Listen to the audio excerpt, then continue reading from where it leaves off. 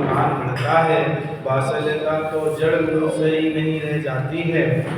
दूसरे के किए हुए कार्य की सराहना नहीं करता है, सभी की अकल बुद्धि ढोड़ी दिखती है, दया रही नहीं है। अन्य किसी पुरुष का वचनादि द्वारा अपमान तिरस्कार करते हुए वह नहीं लगता। कोई अन्य पुरुष धर्म के निंदी वाले वचन बोलता है तो उनका खोटी युक्तियों द्वारा खंडन करता है।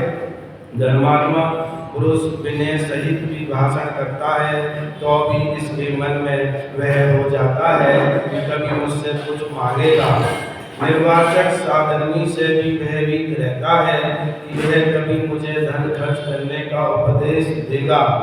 अभिमान दिन प्रतिदिन बढ़ता जाता है, स्वभाव में तेजी बढ़ती जाती है।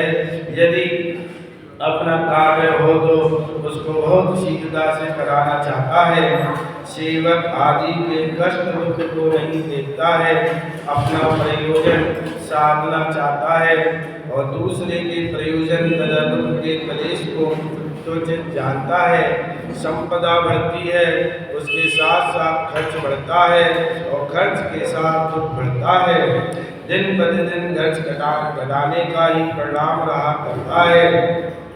अपनी भोग की वस्तु खरीदने में ऐसा परिणाम रहता है कि आधी कीमत में आ जाए, कुछ कम ले जाए। मुझे बड़ा आदमी समझकर बहुत कीमत की वस्तु थोड़े मूल्य में दे दे, किसी निर्धन का लूट का माल बहुत कम मूल्य में मिल जावे, उसका बड़ा हर्ष मानता है और संचय करते करते तृप्ति नहीं होती है। कोई अपने को इसके द्वारा बढ़ाया जाए उससे प्रीति करता है, कोई धनवान दिखाई दे तो उससे अपने को ठगा लेता है।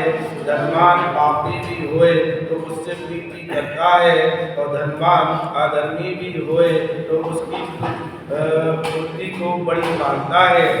धनवानों के निकट अपनी उदारता दिखाता है और निर्धन के निकट अपने अनेक दुख रोता है और दुखी को देखकर उसे अपने बहुत दुख सुनाता है। अन्य की व निर्धन की आबरू छोटी जानता है और धन रहित को अपनी वस्तु उधार देते समय बड़ा अविश्वास करता है। धन रहित को चोर दगाबाज समझता है।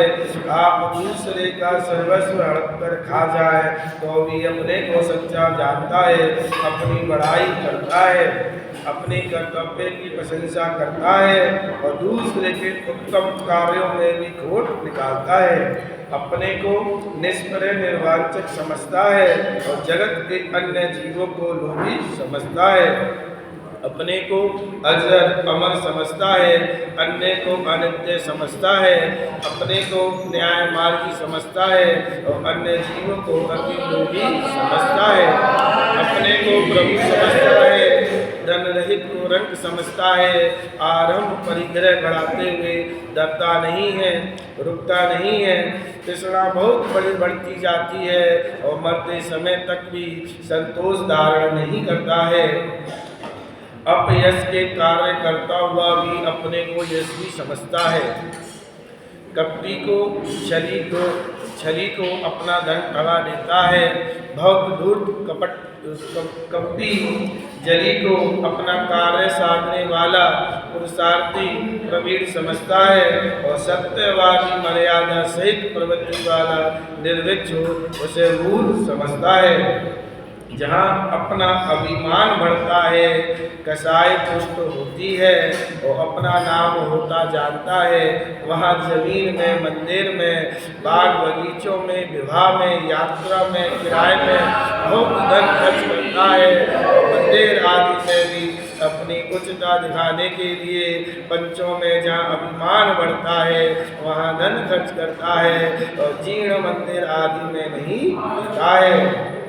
निर्धन भूखों का पालन करने के लिए पैसा नहीं देता। निर्धन भूखों का पालन करने के लिए पैसा नहीं देता। दुर्बल, दीन, अनाथ, रोगी, वृद्ध, विधवा इनका पालन करने के लिए धन पैसा कभी खर्च नहीं करता है।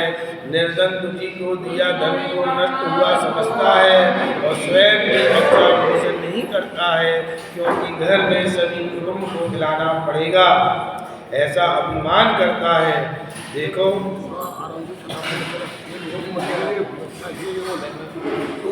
थोड़ा रुक के बोल।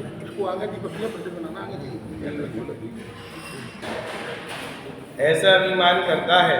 देखो हमारे घर पर बहुत धर्मात्मा तपस्वी पंडित आते हैं तथा अनेक आवेंगे, क्योंकि सभी देशी विदेशी गुणवान जैनियों का बड़ा ठिकाना हमारा ही घर है और हम ही दातार हैं। दूसरा ठिकाना है कहाँ? अन्य कितने ही अपने घर पर कार्य करने वाले तथा धर्म कार्य पर किए हैं, उनकी भी धन के मद से बड़ी अवज्ञा करता है। इनकी हम पालना करते हैं, हमसे छूटने पर इनका कहाँ ठिकाना है। ऐसे पंचम काल के धनवानों के ज्ञान के ऊपर मोहों का बड़ा अंधेरा छाया हुआ है। पूर्व जन्म में जिन धर्म रहित खूब तपस्या की थी, कुपात्र को दान दिया था, इस कारण धन संपदा मिली थी। पूर्व जन्म में जिन धर्म रहित खूब तपस्या की थी, कुपात्र को दान दिया था, इस कारण धन संपदा मिली थी।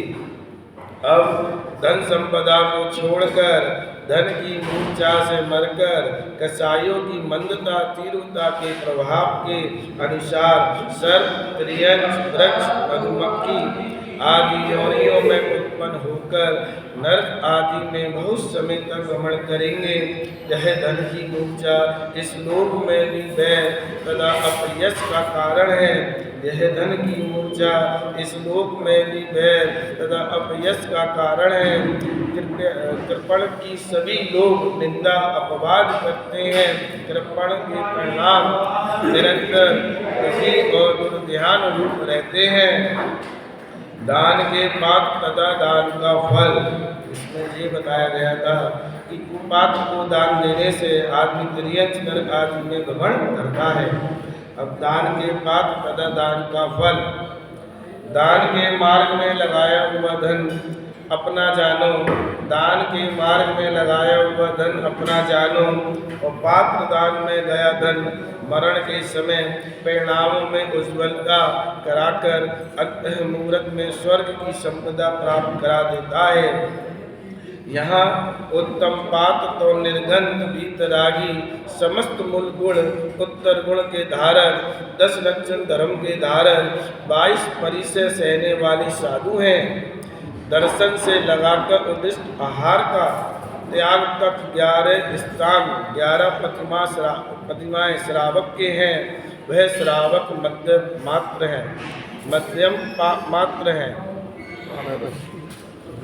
बोलो शांतिनाथ भगवान की जय। जय।